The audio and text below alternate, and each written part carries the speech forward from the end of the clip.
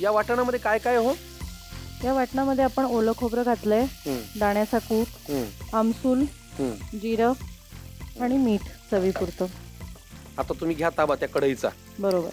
नाहीतर काय होईल? आपल्याला त्याच्यात पाणी ऍड करायचं. करू ना. किती लागेल? घाला. ओके बस.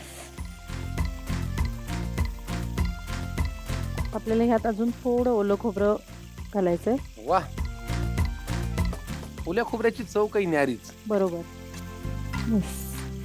आता ह्याला उकळी आली की आपल्याला यामध्ये ही थोडक्यात आपण उपवासाची भाजी जी केलेली आहे ती सोडायची, ती त्यात सोडायची. क्या बात आहे, मस्त. पण मला एक सांगा, हा साइड वाला पदार्थ आहे का मेन पदार्थ आहे? हा भाजी सारखा आहे, म्हणजे आपण जशी पोळी सोबत भाजी खातो तसा हा साइड पदार्थ आहे. हा उजव्या हाताचा पदार्थ आहे थोडक्यात. उजव्या हाताचा आहे. म्हणजे समजा तुम्ही उपवासाचं थालपीठ केलं असेल तर त्या थालपीठाला लावून खायला. थालपीठ किंवा धिरडं, डोसा, भाकरी उपवासाची. उकळी आली सोडायची का भजी उपवासाची? काढा तुमचा. वा वा वा वा, मला आवडला बरं का हा पदार्थ गौरी मॅडम. थँक्यू.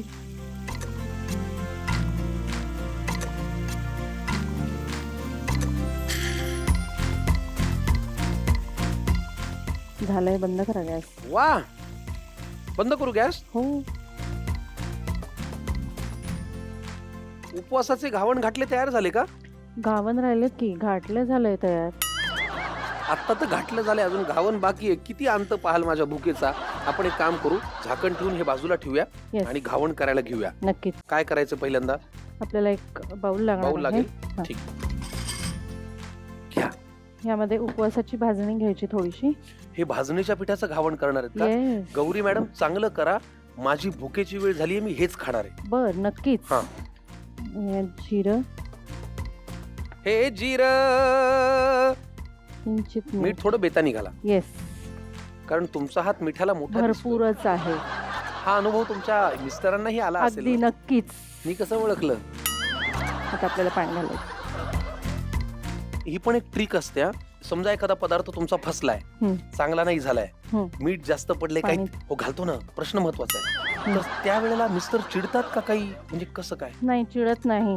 मग त्याचं असं काही नाहीये, चिडत वगैरे नाही. तो पण नाही आणि मुली पण नाही. खूप, मी सांगितलं ना की खूप समजदार आहे आणि मला खूप सगळ्याच गोष्टींमध्ये समजदारीने साथ असते. त्यामुळे त्याला समजदार म्हणत नाही, त्यांची सहनशक्ती चांगली असं म्हणतो. जरी हल्लेलं असलं, मी अकांड तांडव करतो, मी घर डोक्यावर घेतो. हो का? मीठच नाही, तिखटच किती झालंय, कितीच करपलंय. हो, अच्छा. असं ते नाहीये. नाही, अजिबात नाही. तुम्ही चांगलंच नशीब काढले गौरी मॅडम. हो, खरोखर आहे हे. मी भाजणीच्या पिठाचं घावण कधी खाल्लं नव्हतं. हो. तुम्ही ते मिक्स करेपर्यंत मी इकडे तवा तापत ठेवतो. नक्कीच, वेळ नको वाया जायला. बरोबर. बरं, ह्याच्या आधी काही तेल लागणार आहे. थोडं लागेल थोडंसं बघा. अजून थोडं सगळीकडे लागेल. बस, ओके. उपवासाचे घावण घाटले तयार झालेले आहेत. घावण आता तयार होणार आहेत पटापट.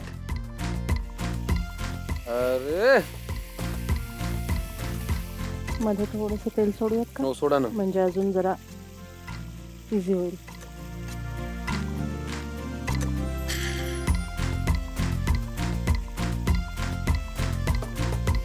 मस्त झालं की घावण तयार. हो. अरे वा,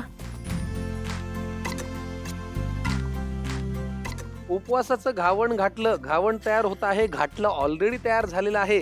वेळ तुम्ही कशाला वाया घालवताय? पटकन लिहून घ्या साहित्य आणि कृती. उपवासाची घावण घाटली. स्वयंपाकासाठी लागणारा वेळ 1 तास.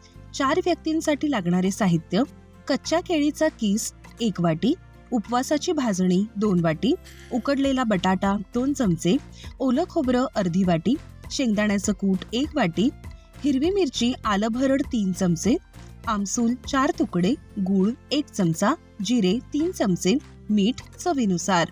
कृती: एका बाउलमध्ये कच्च्या केळीचा किस, उकडलेला बटाटा, 2 चमचे हिरवी मिरची आल्याची भरड, मीठ, 3 मोठे चमचे उपवासाची भाजणी, शेंगदाण्याचं कूट आणि 2 चमचे पाणी घालून मिश्रण एकजीव करून घ्या. कढईत तेल गरम करून घ्या आणि मिश्रणाचे छोटे गोळे तेलात भजीसारखे तळून घ्या.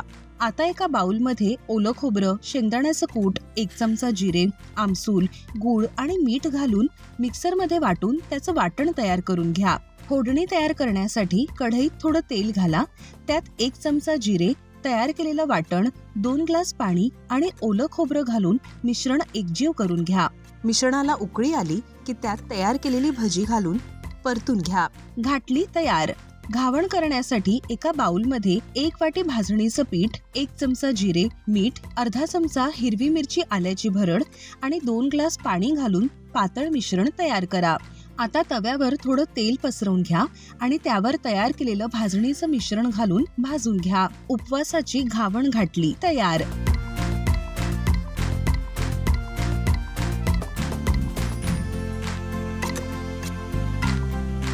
वा, नाशिकच्या गौरी कुलकर्णी, तुम्ही आमच्यासाठी केलेला आहे पदार्थ घावण घाटलं. बघा, उपासाचे पदार्थ खायला मी उपास करणाऱ्या लोकांपेक्षाही जास्त तयार असतो. त्यामुळे पटकन आधी खाऊन बघतो आणि मग तुम्हाला ताजी ताजी प्रतिक्रिया देतो. चालेल ना? हो, नक्कीच.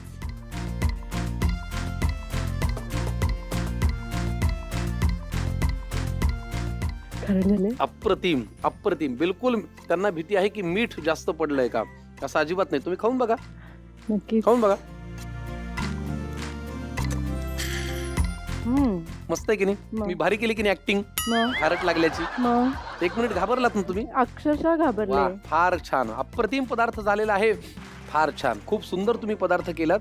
घराघरामध्ये काही सुपर फूड्स असतात. बरोबर. उदाहरणार्थ आपल्याला आलं आहे, लसूण आहे, याचा शरीराला फार चांगला उपाय असतो. पण घरकी मुर्गी दाल बराबर. दाल बराबर असं खूप होतं. पण आजच्या भागामध्ये तुम्ही एक छान सुपर फूड वापरलं, ते म्हणजे बटाटा. खवय्यांनो, बटाटा फार उपयोगाचा आहे बरं का. याच्यामध्ये कर्बोदके म्हणजे कार्बोहायड्रेट्स भरपूर प्रमाणात असतात. त्यामुळे शरीराला त्वरित ऊर्जा प्राप्त होते, रोगप्रतिकारक क्षमता वाढते, व्हिटॅमिन सी आणि B6 यामुळे प्रतिकारशक्ती फार वाढते आणि मेंदूचं आरोग्य सुद्धा उत्तम राहतं. रक्तदाब बटाट्यामुळे नियंत्रित राहतो. हो, हे खरंय, कारण बटाट्यामध्ये असतो पोटॅशियमचा मोठा साठा. त्यामुळे रक्तदाब संतुलित ठेवण्यास मदत होते, पचन सुधारतं. बटाट्यामधलं रेजिस्टंट स्टार्च हे पोटातील चांगल्या बॅक्टेरियांना वाढवून पचनक्रिया कार्यक्षम करतं. शिवाय बटाट्यामुळे स्किन, आपली त्वचा सुद्धा फार छान राहते. बटाट्याचा रस काळी वर्तुळे म्हणजे डार्क सर्कल्स ज्याला आपण म्हणतो आणि टॅन कमी करण्यासाठी मदत करतो. त्यामुळे बटाटा नक्की वापरा.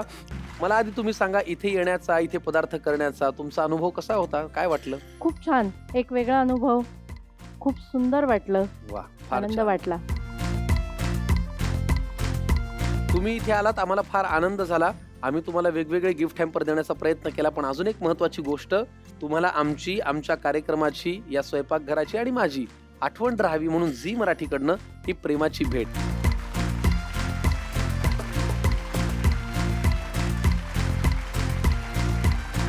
Thank you so much. पुन्हा या. आणि नाशिकमध्ये सगळ्यांना सांगा की मी इथे आले होते. तिथे कोणी त्यांच्या घरची चव घेऊन इथे येणार असेल तर त्यांना पाठवा. नक्की. ओके, थँक्यू गौरी मॅडम, खूप शुभेच्छा. थँक्यू. खवय्यांनो, चला, तुम्हालाही खूप मनापासून शुभेच्छा. तुमचंही आनंदाचं आयुष्य असू द्या. पोटभर खात जा, आनंद घेत जा. पण हे सगळं करताना आपला कार्यक्रम पाहायला मुळीच विसरू नका. भेटा मला पुढच्या भागात आपल्या लाडक्या कार्यक्रमात, ज्याचं नाव आहे आम्ही सारे खवय्ये, आपल्या घरची चव.